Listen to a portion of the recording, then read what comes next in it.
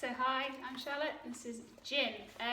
Ginny is 10 weeks old now, so I'm just starting to convince her that it's time to do a bit of training. So all she knows at the moment is that my hand has treats in it. That is literally all she knows. She's not been on a lead, she's not had a collar on, nothing like that. She's been out and done a little bit of socialising, that is it. So the first port of call for one of my puppies is to get them used to taking food from the hand, but also used to getting onto a placeboard. I find that placeboard training really helps me develop a puppy, get them to sit and stay really nicely. It's great for positioning. If you're going to go into work and doing Gundog work with them, it's just a really useful tool. Even if you're just thinking of doing it for general obedience, it's something that you can use in the house. It's raining outside, it's dark outside, and it allows you to do some training. I particularly used them when I was working full time with a dog called Monty. He was developed on a placeboard, and since then I've really found them to be very useful.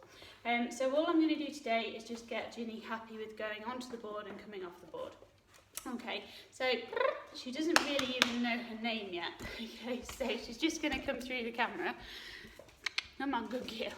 Okay, so all I want to do is lure her on, good girl, and I want to make it a happy place. Okay, so to make it a happy space, just give her lots of food. So I've got about 8 to 10 treats in my hand, and I'm just getting her to go on. Okay, and then happily come off it as well. You can see she's a puppy. I'm not expecting too much of her. Good girl. I'm not putting any keywords in at the moment, so no words particularly. It's all just about positioning and placement at the moment, and her feeling happy with being on there, which you can see that tail's really wagging. Good girl. Good girl. Good girl. Yeah. Good girl. Good girl. Okay, so you can see I'm starting to naturally get the development of a sit there. She doesn't know that that's what it is. Okay, I'm just naturally encouraging that position from her. Okay, and I don't mind her just coming off and going back on.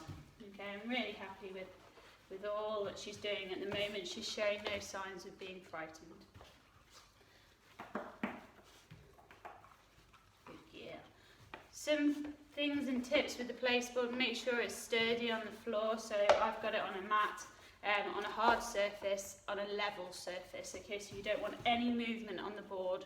A lot of dogs find that if there's a wobble on the board, they don't like that, okay, so try and make sure you've got a really sturdy, stable surface for them to go onto. Okay, and you can see I'm now getting what I want, which is a nice sit on there, okay, and as she gets bigger and more developed, I'll be able to start using keywords, start expecting more of her on the boards. Okay, but for now, all it's about is her coming off, good girl, and going back on. Good girl, and coming off, good girl, and going back on. Okay, and trying to get her used to staying on there a bit as well. Okay, so really getting a bit of work now. Good girl, you lose one, yeah.